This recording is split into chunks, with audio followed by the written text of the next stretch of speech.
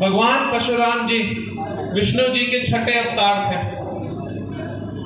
लेकिन जो लड़ाई उन्होंने आम आदमी के लिए लड़ी, उन्होंने दुकानदार के लिए लड़ी, किसान के लिए लड़ी, वो एक न्याय की लड़ाई थी। उन्होंने कभी जाति नहीं देखी, उन्होंने ये नहीं देखा कौन ब्राह्मण समाज से है, कौन वैश्य, कौन दलित समाज से। उन्होंने ये देखा ये कौन से राजा महाराजा, कौन से ये पूंजीपति है जिन्होंने सारी की सारी ताकत, सारा का सारा पैसा अपने खुद के जेब में डाल लिया और आम आदमी 36 बिरादरी के साथ नहीं बांटते, और उनके खिलाफ एक लड़ाई लड़ी। सबसे पहले शब्दों के साथ, हिंसा पहला निर्णय नहीं होता, सबसे पहले शब्दों के साथ लड़ाई लड़ी। और जब शब्दों से वो नहीं माने, जब समाज की बात से वो नहीं माने, तब उन्होंने अपने हथियार उठाए और समाज को इकट्ठा करके इन पूंजीपतियों के खिलाफ लड़ाई लड़ी। उन्हीं के चरणों पे चलते हुए आज हमें वो लड़ाई एक बार फिर से लड़नी है। मेरे नौजवान साथियों को वो लड़ाई एक बार फिर से लड़नी है। जैसे नवीन जी ने बोला, अगर हम 36 बिरादरी इकट्ठा ना होकर अपने भविष्य के लिए लड़ाई नहीं लड़ेंगे तो कोई और हमारे लिए लड़ाई नहीं लड़ने वाला।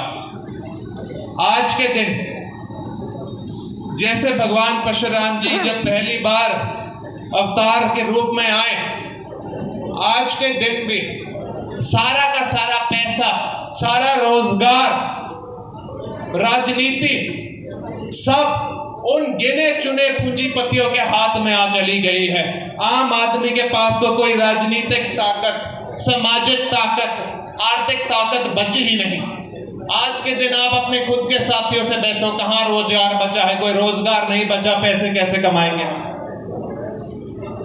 हमें 36 बिरादरी समाज को जोड़ के ये लड़ाई लड़नी है इन पूंजीपतियों के खिलाफ, समाज के लिए।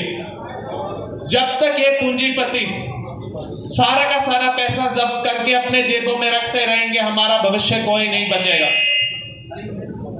जब हम जुड़ेंगे, भगवान परशुराम के बताए गए रास्ते पे चलेंगे और अपने हक की लड़ाई, अपने समाज की लड़ाई लड़ेंगे। इस शोभा यात्रा से साथ शुरुआत करके हर एक जिले, हर एक ब्लॉक, हर एक गांव में जब हम अपनी आवाज उठाएंगे कि ये भारत, ये हरियाणा, ये कपिस्थल की तपभूमि हमारी, आपकी और मेरी है। किसी गुजरात में बैठे पूंजीपति, किसी महाराष्ट्र में बैठे पूंजीपति की नहीं। जब तक हम 36 बिरादरी के इकट्ठा नहीं करेंगे तब तक हम आगे नहीं बढ़ पाएंगे। ये पूंजीपति हमें तोड़ना चाहते हैं, हमें जात के नाम पे, हमें धर्म के नाम पे तोड़ना चाहते हैं। लेकिन मैं जानता हूं अगर ये पूंजीपति ना होते तो आज के दिन भारत की आर्मी,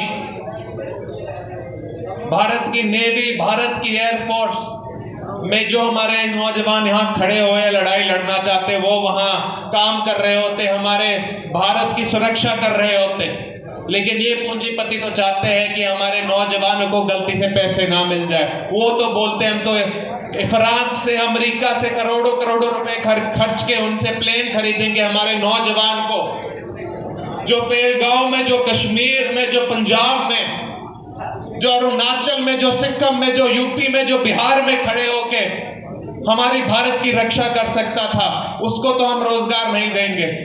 बड़ी पूंजीपतियों का पेट भरने के लिए, उनके जेब भरने के लिए महंगी महंगी चीजें खरीदते रहेंगे। जो हमारा नौजवान रोजगार करके अपने समाज को, अपने गांव को, अपने परिवार को आगे लेकर जा सकता था, उसको रोजगार कहां देंगे? HKRN में कहां? HKRN के माध्यम से 2-2 साल की फेक नौकरी देकर उन्हें हटा देंगे, असली पक्की नौकरी तो देंगे नहीं, ताकि वो पूंजीपति बड़े बड़े कॉन्ट्रैक्ट, करोड़ों करोड़ों रुपया के कॉन्ट्रैक्ट खा जाए। क्योंकि ये पूंजीपति वही पूंजीपति है, वैसे ही राजाओं महाराजाओं जैसे हैं जिनके खिलाफ हमारे भगवान परशुराम जी ने लड़ा था। और अब हमारा मौका आ गया मेरे नौजवानों, हमें भी इस पूंजीपतियों के खिलाफ लड़ाई लड़नी ही पड़ेगी। तो मेरे साथ जुड़ो, 36 बिरादरी को एक करो, और ये हम अपनी लड़ाई अपने हक के लिए, अपने भविष्य के लिए, अपने रोजगार के लिए लड़ना शुरू करेंगे। और ये हमारी आज शोभा यात्रा से हम शुरू करेंगे। आप सबको मैं बहुत बहुत शुभकामनाएं देता हूं। मैं जानता हूं जो आप सबकी आंखों में मुझे वो आग दिखती है, उसी आग की वजह से हरियाणा का लड़का, कैथल का लड़का, भारत का लड़का आगे जा पाएगा। बहुत बहुत धन्यवाद।